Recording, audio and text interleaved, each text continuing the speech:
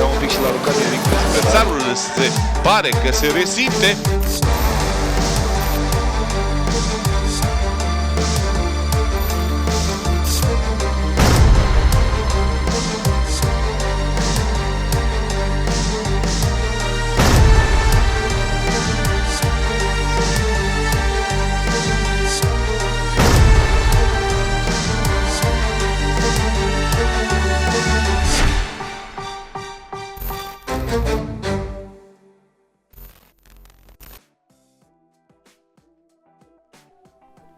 Când am să fiu mare, vreau să fiu ca el.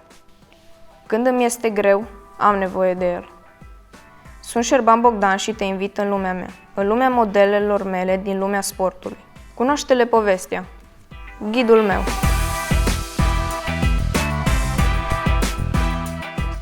Sunt un om determinat. Îmi dau seama că nu poți obține nimic în viață fără să lupți pentru asta.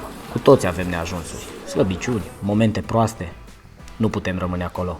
Pentru mine sportul este viața mea. Ador ceea ce fac. În afară de familia mea, centrul echilibrului meu sufletesc este kickboxingul. Este puterea mea interioară. Îmi oferă toate acele calități prin care am reușit de fiecare dată să mă ridic în picioare și să merg mai departe. Iar acum, doamnelor și domnilor, vreau să vi-l prezint pe promotorul Golden Fighter România, domnul Alin Fălcușan. Ca și sportiv, puteam să fiu mai bun decât am fost. Eram în creștere. Când un moment de cotitură mi-a scos antrenorul din viața mea și nu m-am mai regăsit ca și sportiv. Dar totodată mi-am dat seama de importanța antrenorului în viață și reușita unui sportiv de performanță. Doi luptători adevărați până la urmă, câștigă Bozan. Și așa a început drumul meu de antrenor. Am vrut să devin și să ofer copiilor și mai apoi sportivilor de performanță acel model de antrenor pe care mereu l-am admirat și nu l-am mai regăsit pentru mine. Acum, toți elevii mei sunt oarecum o extensie a mea. Sunt cu sufletul pe tavă pentru ei și îi ajut atât de mult cât se lasă ajutați. Nu poți ridica pe cineva dacă nu vrea.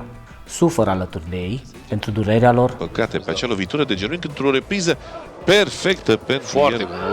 Mă bucur alături de ei când au acele momente de împlinire. Iubesc să-i văd fericiți. Și pentru asta este necesar să-ți alegi sportivul potrivit.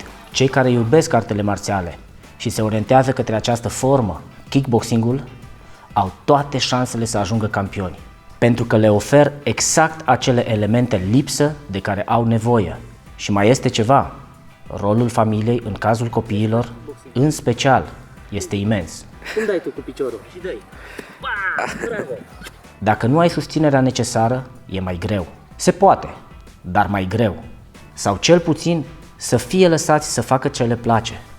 Iar punctul culminant este caracterul. Pentru că poți avea talent și să iubești acest sport, dar dacă nu investești timp, efort, determinare, disciplină, chiar și o alimentație corectă, odihnă, atunci talentul tău este în zadar. Lovitura asta de picior, extraordinară această lovitură. De asemenea, anturajul este unul crucial. Sunt copii care le au, cum s-ar zice, pe toate, dar îi strică anturajul și nu reușesc să se desprindă sau nu sunt susținuți de părinți în acest sens. Și atunci nu ai ce să faci. Vezi cum se ofilesc, se pierd sub ochii tăi.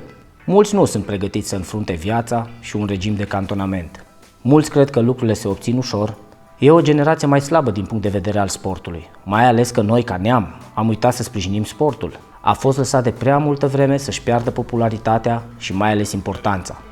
Îi vom vedea pentru România luptând pe Adrian Mitu, Mirel Iacov. Cum recunosc un talent? Există două variante pentru asta.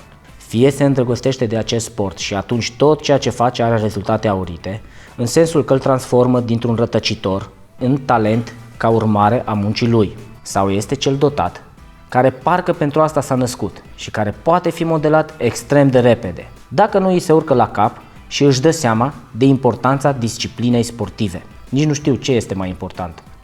Pentru că am văzut ambele cazuri. Campioni care inițial păreau netalentați, dar au muncit. Talentați de la natură, dar care au preferat distracție și s-au așezat pe ureche, urmând să piardă meciuri până când au renunțat. Viața de sportiv e grea și scurtă, însă felul în care te formezi mental te construiește într-un învingător. Și mulți campioni au ajuns antreprenori de succes tocmai datorită setărilor lor mentale. Pentru că nici în afaceri nu poți abandona la cel mai mic greu. Ai de trecut foarte multe obstacole, așa și în sport. Există similitudini clare. Organizatorul acestei gale este Alin Fălcușan, omul care a încercat să facă din Golden Fighter un brand. Sunt zile bune, sunt zile proaste, dar în fiecare zi o iau de la capăt și merg mai departe pe drumul meu. Dacă ar fi să mă mai nasc o dată și aș avea de ales ce să mă fac, m-aș face tot Alin Fălcușan.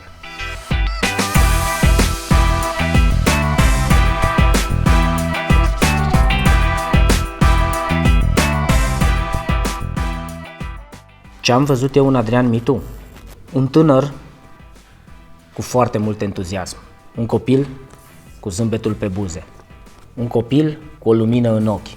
Nu știu dacă am văzut o anumită orientare, nu știu dacă era orientat, dar un lucru am văzut clar.